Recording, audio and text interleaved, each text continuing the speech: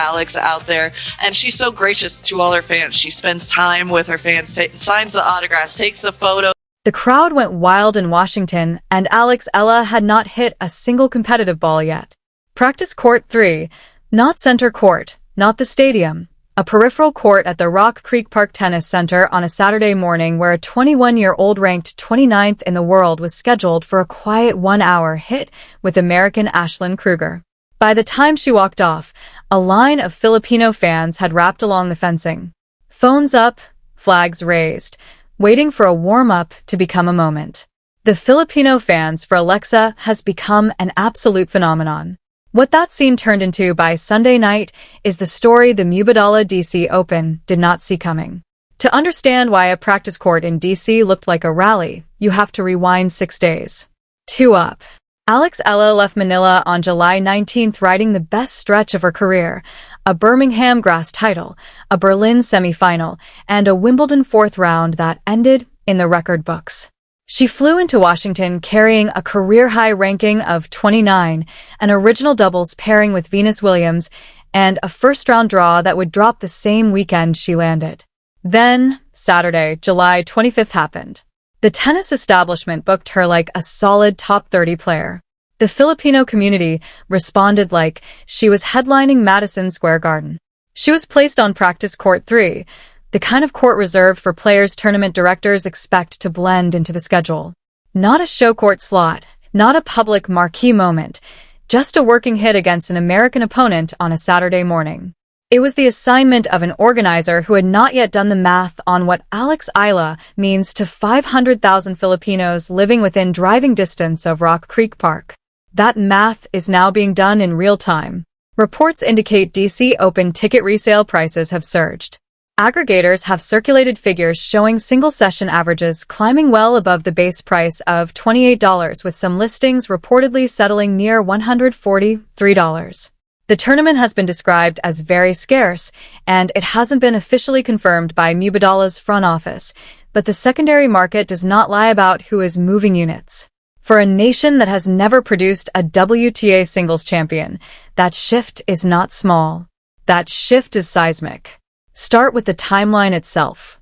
July 19th, Eala leaves Manila. July 25th, she practices for 1 hour with Ashlyn Kruger. Same weekend, she shares a court with Venus Williams. Same weekend, her first round draws. Zhang Qinwen, wild card. Former world number 4 Olympic gold medalist. 6 days, for headline events, 1 player. Then look at what actually happened on that Saturday morning court. Eala did not slip out through a side gate after her hit. She walked the line. She signed. She posed for photos. Veteran Philippine sports journalist Dion Castellalijo embedded with the tour documented the whole scene. Fans who had driven in from Maryland, from Virginia, from neighboring states, waiting for a player whose match had not even been scheduled yet. Put yourself on that fence line for a second. You have taken a Saturday off work. You have driven 90 minutes, maybe 2 hours. You are standing in the July humidity outside a practice court. Not a stadium, a practice court.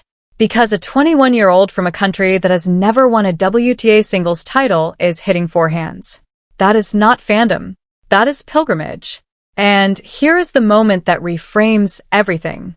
ANC Alerts, one of the Philippines' largest news feeds, pushed a national headline that read, Filipinos from the Washington, D.C. area and neighboring states flocked to the Mubadala DC Open to watch Alex Eala's practice session. Read that back.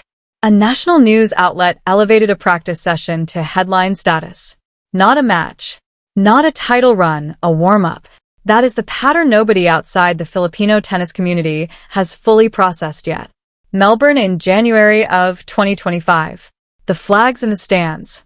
Miami in the spring. The queues outside Hard Rock Stadium. Manila's international airport after Wimbledon. Hundreds waiting past midnight. And now Washington before a ball has been struck in anger. This is not 4 unrelated incidents. This is a rolling phenomenon, and it is picking up speed at every stop. If you have been watching this build from Birmingham through Berlin through the All England Club, you already know what the tournament directors are only now catching up to. You saw this before the resale market did. There was no press conference where a legend stood up and validated the scene. There did not need to be. The endorsement was walking the same practice court she was.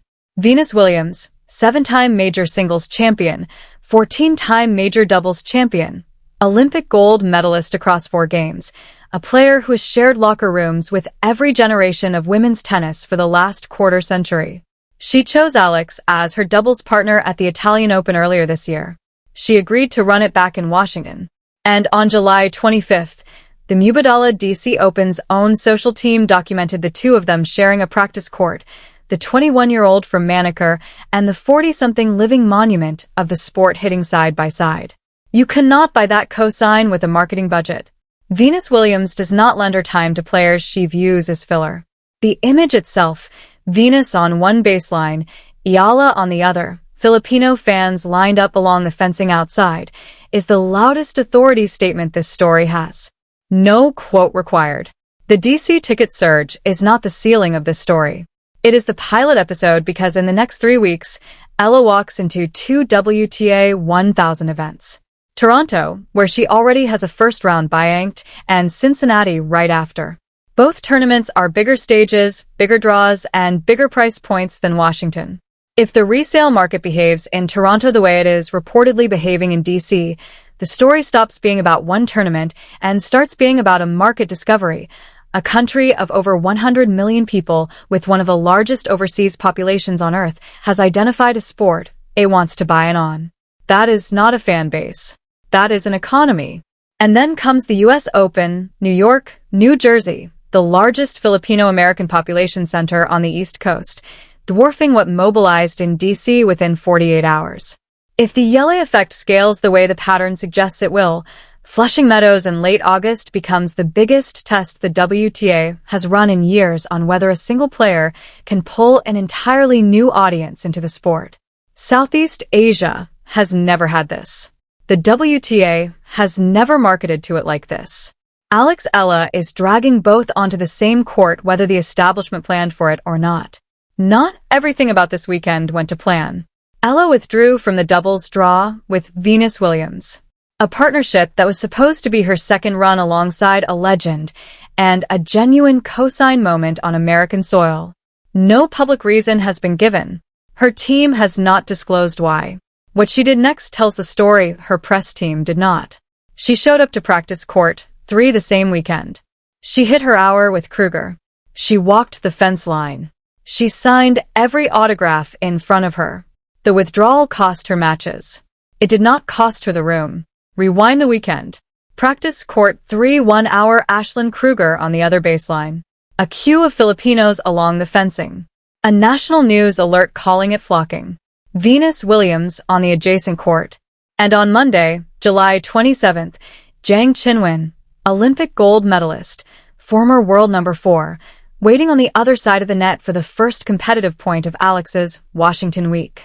Alex Eala did not arrive in DC as a top 30 seed. She arrived as a national delegation, and the DC Open found out what that means before her opening serve. So, here is the question the comment section decides. Does Eala beat Zhang Qinwen on Monday? And if she does she then take down the defending DC champion Leylah Fernandez in round 2? Drop your full DC Open bracket call below.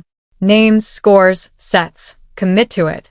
If you can read the Eala effect before the seedings can, this is your channel. Subscribe, stake your prediction, and let us see who called Monday's result first. Because the ones who tracked her from Birmingham to Berlin to Wimbledon to Washington are the ones running this bracket, not the sports books.